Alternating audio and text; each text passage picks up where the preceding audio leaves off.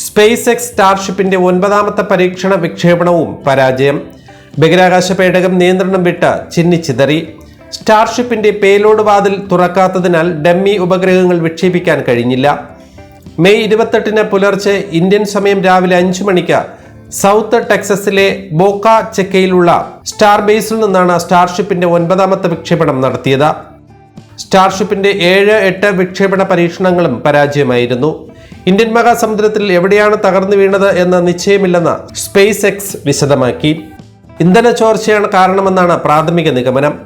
വിക്ഷേപണം സുഗമമായിരുന്നുവെന്നും space X പറയുന്നു.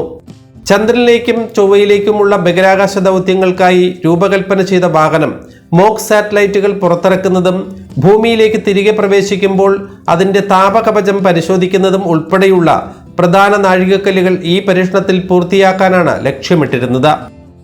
ലോകത്തെ ഏറ്റവും കരുത്തുറ്റ റോക്കറ്റ് എന്ന് വിശേഷിപ്പിക്കപ്പെടുന്ന സ്പേസ് എക്സ് സ്റ്റാർഷിപ്പിന് ഈ വർഷത്തെ ആദ്യ 2 പരീക്ഷണ പറക്കലിലും പരാജയമായിരുന്നു. ഇലോൺ മസ്കിന്റെ ഉടമസ്ഥതയിലുള്ള കമ്പനിയാണ് സ്പേസ് എക്സ്.